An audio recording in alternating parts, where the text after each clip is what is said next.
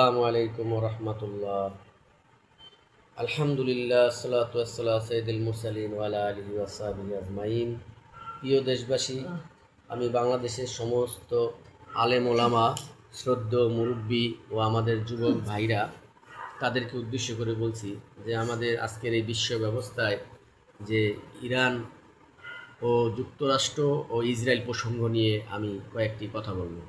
সেটা হলো ইরান, আমাদের আকিদাগত মতপার্থক্য থাকতে পারে, এটা থাকাটাই স্বাভাবিক। কারণ আমরা জানি যে আমরা যারা সুন্নিদের ভিতরে আমাদের ভিতরে অনেক বিষয় মতনৈক্য আছে, আর সিয়াদের ভিতরে তো আরও অনেক বেশি। কারণ সিয়াদের বিষয় হলো বড় ধরনের প্রবলেম। সিয়া আকিদা খুব ভয়ঙ্কর আকিদা, এটা আমরা জানি। তো আমি সেই প্রসঙ্গে এখন যাব না, আমি যাব এইটাই যে সবচেয়ে বড় বিষয় যে তারা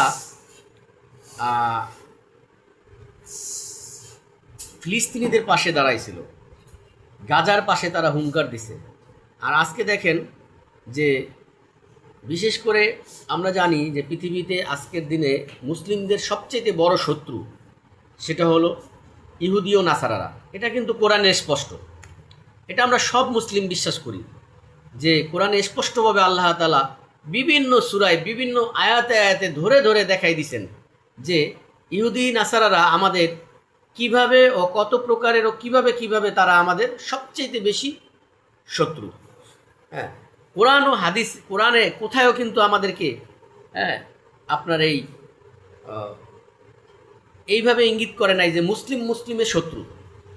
আমরা মুসলিমরা আকীদাগত পার্থক্য থাকবে, বিভিন্ন ধরনের মতনৈক্য থাকবে, কিন্তু আমাদেরকে বিজাতিরা যখন দেখেন, আমাদের অনেকগুলো মুসলিম কান্ট্রিতে বিজাতিদেরকে আমরা আশ্রয় দিয়েছি, কিন্তু একমাত্র দেশ, সেই দেশটি হলো ইরান, যারা এই ইহুদি ও নাসারাদেরকে তারা কোনো স্থান দেয় নাই। কারণ জানে যে ওরা অরিজিনাল শত্রু।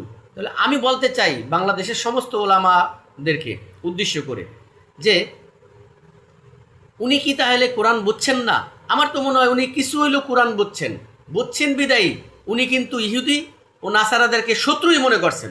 যেইভাবে ওমর রাদিয়াল্লাহু তাআলা আনহু বলছিলেন যে তোমাদেরকে রাসূল সাল্লাল্লাহু আলাইহি ওয়াসাল্লাম একটা সময় জায়গা দিয়েছিলেন, কিন্তু আজকে তোমাদের কোনো জায়গা নাই, তোমাদের উটগুলা, তোমাদের ঘোড়াগুলা পিপাসিত হয়ে যাবে, এমন এত দূরে তোমরা যাবা যেখান থেকে তোমরা আর এই মুসলিম ভূখণ্ডে আসবা না।